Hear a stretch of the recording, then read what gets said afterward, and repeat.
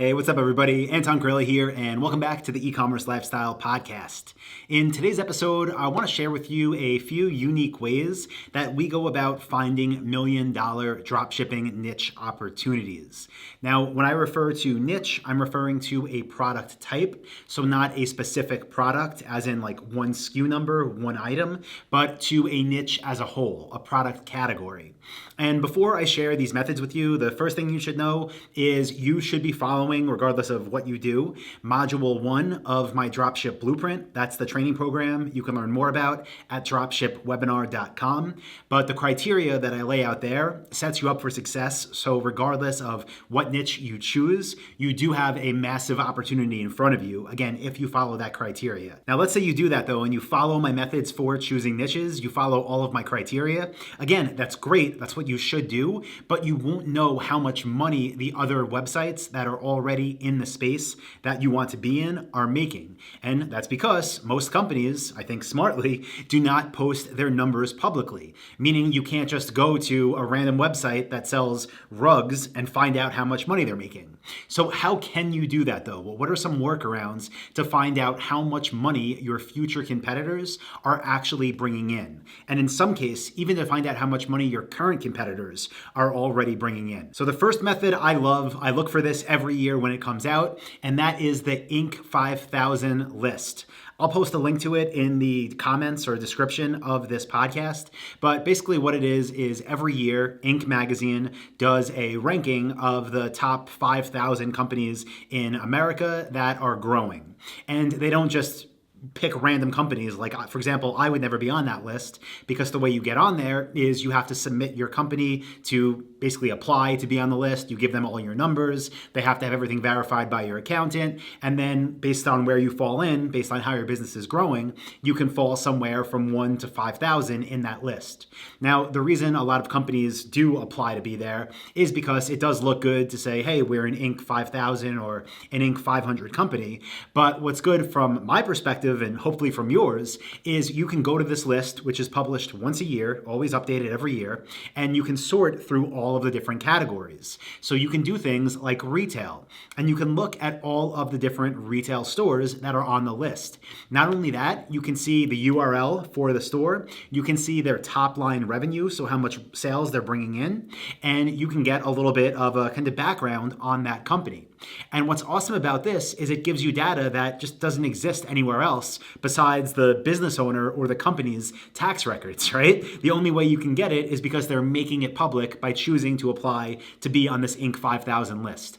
So if you're just looking for ideas, you're brainstorming, and you want to know that other people are out there making money in niches that you're considering, go to the Inc. 5000. You can even go back, start for 2019, which is the most recent one, but you can go back year over year over year and just look for the different niche that you're thinking about, find the websites that are already existing there, look at their top line revenue numbers and check out their sites, see if they're dropshipping, and see if you can compete. Now, the second method that you can use to find million-dollar niche ideas is look at stores that are currently for sale, online stores, and you'll see how much money they're making from the top line, but also net profit. So getting a little bit more information than you would get from the Inc. 5000 list. Now, the problem with this, obviously, is that every website is not for sale. Every online business is not for sale, but there are a ton of them available. So I'm just going to read off a list of some of the brokerage websites that I check frequently. EmpireFlippers.com, they're my favorite. I recommend them. Also, FE International, BusinessesForSale.com, BizBuySell.com, QuietLightBrokerage.com, WebsiteClosers.com. That's just a few of the probably 20 plus website brokerages that exist. And when you go to these websites, what you'll see are marketplaces of online businesses that are for sale. Now, they're not all drop shipping, but a lot of them are. And you'll know because the description in the marketplace for a specific business will say drop shipping store in the X niche, whatever it is, right? And the thing about these listings is all of the information is in public. For example, you're not going to go to the marketplaces and see the URL of the store because that is kind of private information. The way that you would find out what the actual store is by reaching out to the brokerage, actually being interested in buying that website for sale. And if they vetted you as somebody that was serious about buying, then they would disclose more information to you. So things like profit loss statements, obviously the URL, the suppliers that are included, and everything like that, like the back end of the business. Now, I don't recommend lying or misrepresenting yourself to a website broker and saying you're really interested in buying somebody's website if you're not. Again, I don't recommend saying you are just to get this insider information. But what I do recommend is looking for themes and seeing what type of websites are being sold. For example, if you go to one of those website brokerages and you see there's a site that says fully dropship site in the gun niche or gun safe niche, asking price $1 million, then you know that somebody's dropshipping gun safes and the site's valued at $1 million. And they'll also show you some more information publicly, like what their net profit is and when it was established, things like that. And again, it'll give you a clear picture of, wow, okay, people are obviously doing it. Why can't I do it too? And then you can reverse engineer the websites a little bit more and do everything I teach you inside of my dropship blueprint to stand out, to be unique and to dominate the niche. But great way to see actual numbers for stores that already exist, that are already profitable. Now, the third method that you can use to find $1 million niche ideas is the one that you would use after you were already up and running and had your website, and you were just trying to kind of get some information on your competitors and see what the real opportunity is in your space.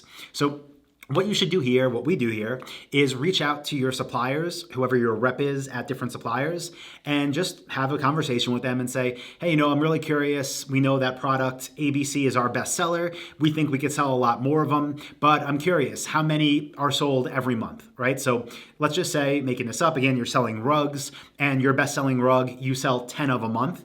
You can ask them as the brand, how many of them do they actually sell? And if they tell you 1,000 of them, then you know that you're missing out on a massive opportunity on 990 orders. And then take it a step further and say, that's great. Can you let me know where most of the orders come through? So they might tell you, no, I can't tell you that. Or they might say, yeah, they come from sites ABC, whatever. Like they give you a list of websites that are their most popular, most biggest ones that are driving most of that money. And once you have that data and you now know that maybe what you thought was good, your 10 units of one product a month, is not even scratching the surface of what's possible with one product from one supplier. And if they give you that extra information of who is selling the most for them, you can go to their websites, reverse engineer what they're doing, do a better job of selling than they are, again, by following what I teach you in the Dropship Blueprint. Learn more at dropshipwebinar.com. But if you do that, you'll know you're getting into a massive niche with massive potential. You'll have that insider information that you can use just for motivation to do the work, push forward, and build a 7-figure store. Hopefully, multi-7-figure store. So that's it, guys. Those are my 3 tips for you. Number 1 is check the Inc. 5000 list. Don't be afraid to go back a few years. Number 2 is seriously, consistently look at sites for sale on different marketplaces to get niche ideas. And finally, talk to your suppliers, ask them what sells the most, how many units sell, and who is selling them. Use that data to make better business decisions and to scale your business as big as it can go. So as always, hope you found that helpful. If you did, please do leave a review on Apple Podcast. It means a lot, helps the podcast grow. And as always, if you want to learn how to build a highly profitable, semi-automated store just like we do, go to dropshipwebinar.com. Thank you, everybody. I appreciate you, and I'll talk to you in the next episode. Bye.